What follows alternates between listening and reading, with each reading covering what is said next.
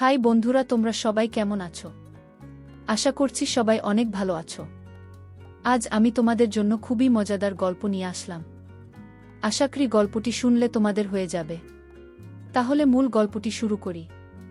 আমার কাজের মেয়েটি আমাকে প্রতিদিন বলতো, ডাক্তার মেম সাহেব, নাইট শিফট করবেন না। আপনার ভাগ্যের শাস্তি আমাকেও পেতে হয়। আমি তার কথা বুঝতে পারিনি। একদিন আমি অসুস্থ ছিলাম, তাই অন্য কাউকে দায়িত্ব দিয়ে হঠাৎ তাড়াতাড়ি বাড়িতে চলে এলাম। আমার রুম থেকে চিৎকারের আওয়াজ আসছিল। রুমের দরজা খুলে সামনের দৃশ্য দেখে আমি চমকে উঠলাম, কারণ রুমে কাজের মেয়েটির সাথে আমার স্বামী। এবার আসল ঘটনাটি বলি।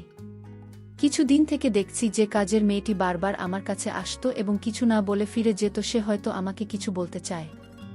4-5 দিন এমন করতে দেখে একদিন আমি তাকে জিজ্ঞেস করলাম, কলি, সব কিছু ঠিক আছে? তুমি কি আমাকে কিছু বলতে চাও? আমি ভেবেছিলাম যে তারা হয়তো টাকার প্রয়োজন, কারণ গরিব মানুষের তো এটাই সমস্যা, সবসময় তাদের টাকার প্রয়োজন হয়। তাই আমি তাকে জিজ্ঞাসা করলাম, তার টাকার দরকার কি না? তখন কলি বলতে লাগল, না মেম সাহেব, আমার টাকার দরকার নেই। আমি বরং আপনার সাথে অন্য কিছু নিয়ে কথা বলতে চেয়েছিলাম। আমি তার মুখে দুশ্চিন্তার রেখা স্পষ্ট দেখতে পাচ্ছিলাম। আমি তাকে বললাম, কলি, তাড়াতাড়ি বল, আমার ডিউটিতে যেতে দেরি হয়ে যাচ্ছে। কলি বলতে লাগল, আমি শুধু আপনাকে বলতে চাই আপনি নাইট ডিউটি করবেন না। আমি হতবাক আর একটু রাগের সাথে ওর দিকে তাকালাম আর জিজ্ঞেস করলাম, নাইট ডিউটি না করার মানে কি? আমাকে এমন উপদেশ দেবার জন্য আমাকে রাগান্বিত দেখেও আর কিছু না বলে দ্রুত সেখান থেকে চলে গেল। আমি ভাবলাম হয়তো আমি চলে যাওয়ার কারণে ওকে বেশি কাজ করতে হয়, সেজন্য আমাকে এসব বলছে। যাই হোক, অনেকদিন ধরে ওর আচরণে পরিবর্তন দেখতে পাচ্ছি, তাই ভাবলাম যে আমার ওর উপর নজর রাখা উচিত এবং ওর মনে কি চলছে তা জানা দরকার। যাই হোক, আমি ডিউটিতে চলে গেলাম। যদিও আগে আমি শুধু দিনের ডিউটি করতাম, তবে গত 2 বছর ধরে আমি নাইট ডিউটি করছি এবং এতে আমার কোনো সমস্যা হয়নি। এখন বাচ্চারা বড় হয়ে গেছে এবং বাড়িতে কাজের মেয়ে কলি আছে। ওকে পুরো সময়ের জন্য রাখা হয়েছিল যাতে ও দিনরাত আমাদের বাড়িতে থাকে। সন্ধ্যায় তো আমার স্বামীও বাড়ি থেকে চলে যেত, তাই আমার কোনো চিন্তা ছিল না। কিন্তু গত কয়েকদিন ধরে কলিকে নিয়ে আমার মনে অদ্ভুত ভাবনা শুরু হয়েছে। সে হয়তো আমার আড়ালে খারাপ কিছু করছে। প্রায় আমার সহকর্মী মহিলাদের থেকে শুনতাম যে এমনই এক মহিলা তার বাড়ির কাজের মেয়ের হাতে ছেড়ে দেয় এবং তার স্বামী কাজের মেয়ের সাথে খারাপ আচরণ শুরু করে এবং তাকে লুকিয়ে বিয়ে করে। এই খবর শোনার পর থেকে আমি শান্তি পাচ্ছিলাম না। একদিকে আমার স্বামীর প্রতি আমার পূর্ণ বিশ্বাস ছিল যে আমার স্বামী আমার সাথে এমন কিছু করবে না, এবং কাজের মেয়েটির উপর বিশ্বাস ছিল, কারণ সে খুব ভদ্র। কিন্তু আবার ভাবলাম যে কারও বদলাতে সময় লাগে না। আমি আমার স্বামী এবং কাজের উপর নজর রাখার সিদ্ধান্ত নিলাম। আমি সকালে দেরি করে উঠতাম। আমি ভাবলাম যে আমার নিজেই উঠে তার জন্য নাস্তা তৈরি করা উচিত। কিন্তু সারা রাত ডিউটি করার পর এমন ক্লান্ত হয়ে যেতাম যে 5টায় বাসায় ফিরে গভীর ঘুমে তলিয়ে যেতাম আর উঠতে ভাল লাগত না। দুপুর 2টায় ওঠার পর লাঞ্চ করে আমার প্রাইভেট রুমে বসে থাকতাম। চাকরির পাশাপাশি আমি একটি প্রাইভেট ক্লিনিকও খুলেছিলেন, যেখানে আমি গরিব মানুষের চিকিৎসা বিনামূল্যে করতাম। ক্লিনিক থেকে আসার পর সন্ধ্যায় চা খেয়ে হাসপাতালে যেতাম। মাঝে মাঝে আমার স্বামী আমাকে অভিযোগ করে বলতো, কোহিনূর, তুমি তোমার জীবনকে এতটা ব্যস্ত করে ফেলেছ যে আমাদের জন্য তোমাদের সময় নেই। আমিও তোমাকে ভালোবাসি এবং তোমার প্রয়োজন অনুভব করি। কিন্তু আমার স্বামী খুব ভালো ছিল। আমি তাকে খুব তাড়াতাড়ি মানিয়ে নিতাম এবং ও আমার অসুবিধা বুঝতে জীবন একই রুটিনে চলছিল। কিছুদিন শান্তিতে কেটে গেল। আমি তেমন কিছু দেখতে পেলাম না, তাই আমি কিছুটা নিশ্চিত হলাম। কিন্তু একদিন কলি আবার আমার কাছে এসে বলল, মেম সাহেব, আপনি আমার কথা শুনুন। দিনের বেলায় আপনার ডিউটি করিয়ে নিন, তাহলে আপনার শাস্তি আমাকে ভোগ করতে হবে না। এবারও খুব রেগে বলেছিল এবং কথা শেষ করে সেখান থেকে চলে গেল। ওর কথা শুনে আমি হতবাক হয়ে গেলাম যে আমার ভাগের শাস্তি মানে কি? ও আমার স্বামীর সাথে আমার ভাগের সময় কাটাচ্ছে না তো? এই ভেবে আমার পায়ের নিচ থেকে মাটি সরে গেল। আমার স্বামীর উপর আবার যে বিশ্বাস ছিল সেটা নয় বলে মনে হতে লাগল। কিন্তু তারপর ভাবলাম, না, এটা সম্ভব না, ও নিশ্চয়ই এমনই কথা বলছে। কিন্তু তারপরেও আমি জানতে চাই যে আমার দিনের ডিউটি করার জন্য না করে রাতে ডিউটির জন্য এত জোর করার পিছনে উদ্দেশ্য কি? আমি একজন ডাক্তার এবং আমি সারা জীবন সততার সাথে কাজ করেছি। এবং কখনো কারো কাছ থেকে কোনো অনুগ্রহ নেয়নি। হাসপাতালের ম্যানেজার আমাকে যে ডিউটি দিয়েছে তা আমি সানন্দে গ্রহণ করেছি এবং পূর্ণ নিষ্ঠার সাথে পালন করেছি। এখন আমি নাইট শিফটের কথা বলে রেখেছিলাম। বলেছিলাম যে আমি নাইট ডিউটি করব।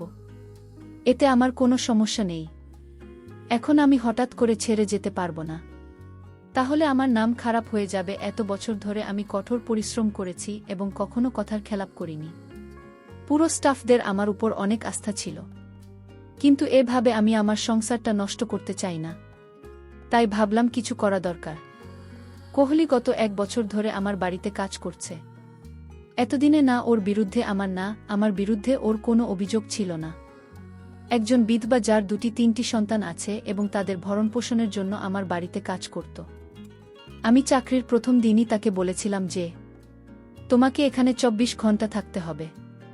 ওই সন্তানের নিয়ে কোনো চিন্তা ছিল না, কারণ ওর সন্তানের দেখাশোনা করার জন্য ওর বাবা মা ছিল এবং তারা গ্রামে থাকতেন, ও একাই আমাদের বাড়িতে থাকত। ওরা বেতন পেত, তা ওর গ্রামে পাঠিয়ে দিত।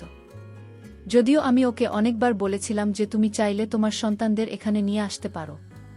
তুমি যেখানেই থাকো তোমার সন্তানরাও সেখানে থাকবে। কিন্তু কেন জানি না ও রাজি ছিল না। ওর সাথে সময়টা ভালোই যাচ্ছিল, আজ পর্যন্ত কখনো কারো বিরুদ্ধে অভিযোগ করেনি। কিন্তু এখন গত কয়েকদিন ধরে খেয়াল করছি ওর আচরণ অদ্ভুত হয়ে গেছে। প্রতিবারই ওরা আমাকে একই কথা বলতে থাক, মেম সাহেব দিনের বেলা আপনার ডিউটি নিয়ে নিন আর রাতে বাসায় থাকুন।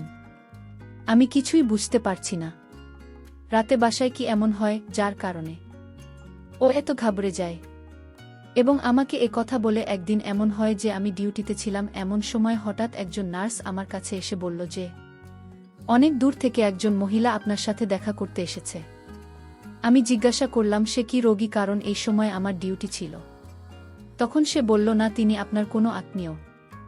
এই সময় আমার কোনো আত্মীয় আমার সাথে দেখা করতে ডিউটিতে আসতে পারে। ভাবতে ভাবতে বের হলাম। বাইরে গিয়ে দেখি একজন অচেনা মহিলা দাঁড়িয়ে আছে। আমি বিরক্ত সাথে তার দিকে তাকিয়ে জিজ্ঞেস করলাম, কে আপনি এবং আমার সাথে দেখা করতে চাইছেন কেন? তুমি কি ডাক্তার নিপুণ? আমি বললাম, হ্যাঁ আমি ডাক্তার নিপুণ। আমার কথা শুনে সে হঠাৎ তার মোবাইলের ক্যামেরা বের করে আমার ছবি ক্লিক করে হঠাৎ পালিয়ে গেল। আমি কয়েক সেকেন্ডের জন্য বুঝতে পারিনি কি হলো ব্যাপারটা, এবং যখন বুঝতে পারলাম তখন সে আমার থেকে দূরে পালিয়ে গেছে। আমি তার পিছনে জোরে দৌড়ালাম যাতে তাকে জিজ্ঞেস করতে পারি কেন সে আমার ছবি তুলছে এবং সে কে, কিন্তু সে খুব দ্রুত ছুটতে ছুটতে আমার নাগালের বাইরে চলে গিয়েছিল। আমি ফিরে এসে ভাবতে লাগলাম, এবং ভগবান, আমার সাথে এসব কি হচ্ছে? কে এই মহিলা? তার কেন এখানে এসেছি? লোকে জানে আমার কিছু একটা গড়বড় মনে হচ্ছে, যেন খারাপ কিছু হতে চলেছে। আমার ষষ্ঠ এনজিও বারবার আমাকে সংকেত দিচ্ছিল যে সম্ভবত আমার জীবনে কিছু খারাপ ঘটনা ঘটতে চলেছে। আমি এটা জানতাম যে আমি আমার ফ্যামিলি, কারণ রাতে ডিউটি করে খুব ক্লান্ত হয়ে পড়তাম আর সকালে দেরি করে ঘুম থেকে উঠতাম। আমি যখন ঘুম থেকে উঠি তখন আমার স্বামী অফিসে চলে গেছে এবং রাতে যখন আমি ডিউটিতে যাই তখনও সে অফিস থেকে আসে না। অদ্ভুত জীবন হয়ে গেছে অনেক দিন। আমার স্বামীর সাথে কথা হচ্ছিল না। আমি এটা অনুভব করতে পেরে সাথে সাথে মোবাইল বের করে আমার স্বামীকে কল করলাম। ভাবলাম অন্তত ফোনে কথা বলি, কিন্তু সে আমার ফোন ধরছে না। তখন আমি তার অফিসের নম্বরে কল করি এবং তার কলিগ আমাকে বলেন যে তিনি গত কয়েকদিন ধরে অফিসে আসছেন না। তার কথা শুনে আমি অবাক হয়ে গিয়েছি, সে অফিসে যাচ্ছে না। এই বিষয়ে আমার কোনো ধারণাই ছিল না। কিন্তু আশ্চর্যের বিষয় হলো যে প্রতিদিন অফিসের জন্য বাড়ি থেকে বের হতেন। তাহলে তিনি অফিসের নাম করে কোথায় যেতে পারেন? পরের দিন ছুটি নেওয়ার কথা ভাবলাম। আমি যখন বাড়িতে এই কথাটা জানালাম তখন সবাই খুব খুশি, বিশেষ করে কাজের মেয়ে কলির চোখে মুখে খুশির ছাপ ফুটে উঠল। রাতে খাবার খেয়ে বাইরে হাঁটতে বের হলে দেখলাম কলি কারো সাথে ফোনে কথা বলছে আর কাউকে বলছে মেম সাহেব আজকে বাড়িতে আছেন। আজ আমার কপাল ভালো, নইলে তো তার ভাগের শাস্তি পেতে আমি হয়তো মরেই যেতাম। আমি যখন তার কাছে গেলাম সে হঠাৎ ঘাবড়ে গিয়ে ফোন কেটে দিল। আমি যখন তাকে জিজ্ঞেস করলাম তার সাথে কথা বলছে, সে বলল কারো সাথে নয়, শুধু মাকে ফোন করেছিলাম। সন্তানদের খবর নেওয়ার জন্য এখন কলির প্রতি আমার সন্দেহ বেড়ে গেল। হয়তো সে কোনো ঘোট পাকাচ্ছে, অথবা আমার কাছ থেকে বড় কিছু লোক আছে। এটা তো নয় যে সে কোনো অন্যায় কাজে জড়িয়ে পড়েছে। ভাবলাম আজকে বাড়ি থেকে দেখবে এখানে কি এমন হয়। কিন্তু আমার চোখে কিছুই করল না। সবাই আরামে শুয়ে পড়ল। আমার ছুটির কথা শুনে আমার স্বামী খুব খুশি হয়ে বললেন, কতদিন হয়ে গেল আমরা একসাথে সময় কাটানোর সুযোগ পাইনি। আমিও বুঝতে চেষ্টা করলাম সে কি সত্যিই খুশি, নাকি শুধু খুশির ভান করছে। তাই সন্দেহের চোখে তার দিকে তাকালাম, যেটা সম্ভব কিনা যে আমি বাড়ি ছাড়ার পরে তার এবং কাজের মেয়েটির মধ্যে কোনো সম্পর্ক আছে কিনা। সেজন্য মেয়েটি আমাকে বলে যে আপনি বাড়িতে থাকুন, আমার একটি মেয়ে এবং একটি ছেলে আছে। মেয়েটি স্কুলে পড়ে এবং ছেলেটি ছোট ছিল এবং সেই স্কুলে যেত বাড়িতে। আমরা এই কজন ছিলাম, তাই আমার ধারণা ছিল বাড়িতে শুধু একটা কাজের মেয়ে যথেষ্ট। তাই কলি ছাড়া আর কাউকে কাজে নেওয়ার জন্য ভাবিনি। আমি বারবার পরিবারের সদস্যদের অন্য কোনো কাজের মেয়ে নেওয়ার কথা বলেছিলাম। তখন সবাই কলির অনেক প্রশংসা করে বলতো যে ও একা থাকলেও আমাদের কোনো সমস্যা হয় না, তাহলে অন্য কাজের মেয়ে নেওয়ার কি দরকার। আমিও স্বস্তি পেলাম। কিন্তু গত কয়েকদিন ধরে আমি লক্ষ্য করেছিলাম যে কলি আর আমার মেয়ে শান্তা একে অপরের সাথে আরও বেশি ঘনিষ্ঠ হতে শুরু করেছে। শান্তা সারাক্ষণ কলির আশপাশে থাকত। এটা দেখে আমার খুব অদ্ভুত লাগত যে কেন কোহলিকে এত ভালোবাসতে শুরু করল। আমি এটাও দেখছিলাম যে শান্তা আকিবের কাছাকাছি যাওয়ার চেষ্টা করত, কলিকে কাছে পাওয়ার চেষ্টা করত, কিন্তু কলি তার কাছ থেকে পালিয়ে বেড়াত। সেদিন আমি সারাদিন এবং সারারাত বাড়িতে থেকে দেখেছি, এমনকি হাসপাতালেও যায়নি এবং ক্লিনিকে বসে নিশান তাকে কোলের কাছে যাওয়ার চেষ্টা ছাড়া কিছু অস্বাভাবিক মনে হয়নি। কিন্তু আমি এই বিষয়টিকে উপেক্ষা করেছি, কারণ আমি বাড়িতে থাকি না, শুধু কলি বাড়িতে থাকি, তাই সে হয়তো কলির সাথে মিলেমিশে থাকে। কিন্তু সে রকম কিছুই ছিল না। আমি এখন ভিতরে গেলাম যে কলির এই নাটক কবে শেষ হবে কে জানে। আমি আমার রুটিন অনুযায়ী পরের দিন আবার নাইট ডিউটি শুরু করলাম। দুদিন পরে আমি খুব ভোরে উঠলাম, কারণ সন্ধ্যায় আমার এক বান্ধবীর বিয়েতে যেতে হবে। তাই আমি তার জন্য একটি উপহার নেওয়ার কথা ভেবে বাজারে গেলাম। সেখানে আমাকে এক জায়গায় দাঁড়াতে হয়েছিল, কারণ সামনে দৃশ্যটি আমাকে অবাক করেছিল। কারণ আমার স্বামী হাসপাতালের ভিতরে যাচ্ছিল। কেন ওকে হাসপাতালে যেতে হবে? ও একেবারে ঠিক আছে, ওর কোনো সমস্যা নেই। আমিও তাকে অনুসরণ করে হাসপাতালে গেলাম। দেখলাম সে রুমের ভেতরে চলে গেল। আমি জানালায় উকি দিয়ে দেখলাম সে মহিলাকে টাকা দিচ্ছিল, তাকে আমি চিনতে পারিনি, কারণ তার পিতা আমার দিকে ছিল। মহিলাকে টাকা দিয়ে আমার স্বামী দ্রুত বেরিয়ে গেল। এরপর মহিলাটি কাউকে ডাকা এবং কিছুক্ষণ পর যে মহিলাটি এল তাকে দেখে আমি চোখের পলক ফেলতে ভুলে গিয়েছি সেই মহিলাটি আর কেউ নয়, আমার কাজের মেয়ে কলি। মহিলাটি ক্লিকে কিছু টাকা দিন। কলি তাকে ধন্যবাদ জানিয়ে সেখান থেকে চলে গেলে আমি বুঝতে পারছি না এসব কি হচ্ছে। আমার স্বামী প্রথমে এক অজানা মহিলাকে টাকা দিল, তারপর সেই অজানা মহিলাটি আমার স্বামীর দেওয়া টাকা থেকে কিছুটা কাকলিকে দিন। অবশেষে মহিলাটি যখন আমার দিকে মুখ ঘোরালো, আমি স্তব্ধ হয়ে গেলাম।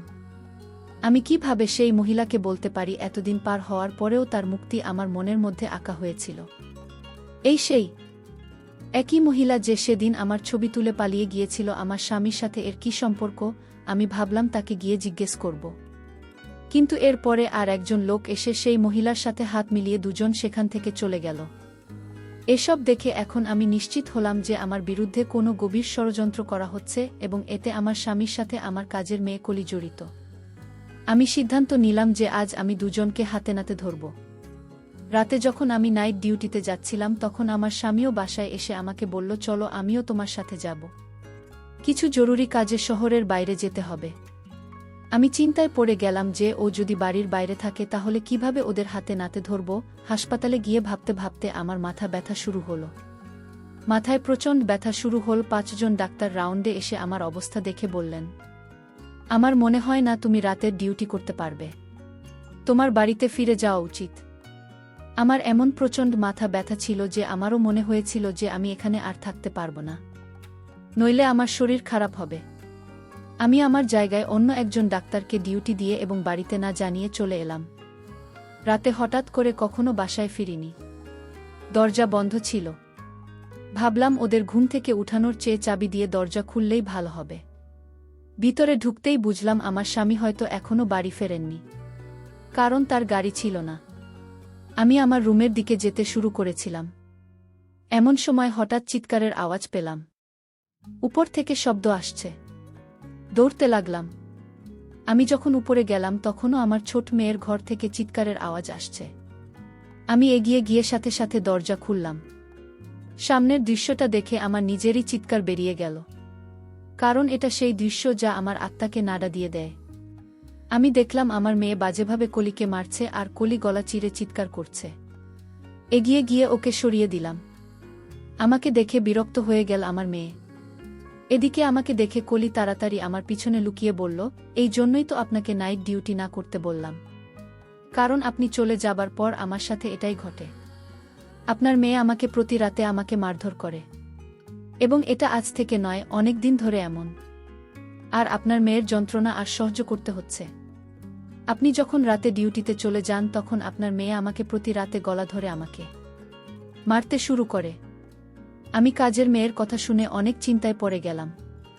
তাহলে আমার মেয়ের কি হয়েছে যে আমার স্বামী এবং তোমাকে মারধর করে? তারপর আমার মেয়েকে একজন মানসিক ডাক্তারের কাছে নিয়ে গেলাম। মানসিক ডাক্তার বলল, আপনার মেয়ের কিছু হয়নি। আপনার মেয়ে বাবা মায়ের ভালোবাসা পায়নি, আর তাই আপনার মেয়ের এমন অবস্থা। আপনি থাকেন রাতে ডিউটিতে আর আপনার স্বামী থাকে দিনে ডিউটিতে, আর তাই আপনার মেয়ে আপনাদের ভালোবাসা থেকে বঞ্চিত হয়। সে একাকিত্ব হয়ে যায়, আর এই জন্যই আপনার মেয়ে মানসিকভাবে ভেঙে পড়ে। এখন থেকে আপনারা ওকে সময় দিন, তাহলে সব ঠিক হয়ে যাবে। বন্ধুরা, আজকের গল্পটি কেমন লাগলো তা অবশ্যই কমেন্ট করে জানাবেন। আর আপনার কোনো ধরনের গল্প শুনতে ভালোবাসেন তা কমেন্ট করে জানাতে ভুলবেন না। এরকম নতুন নতুন গল্প পেতে আমার চ্যানেলটিকে সাবস্ক্রাইব করে পাশে থাকবেন। ধন্যবাদ।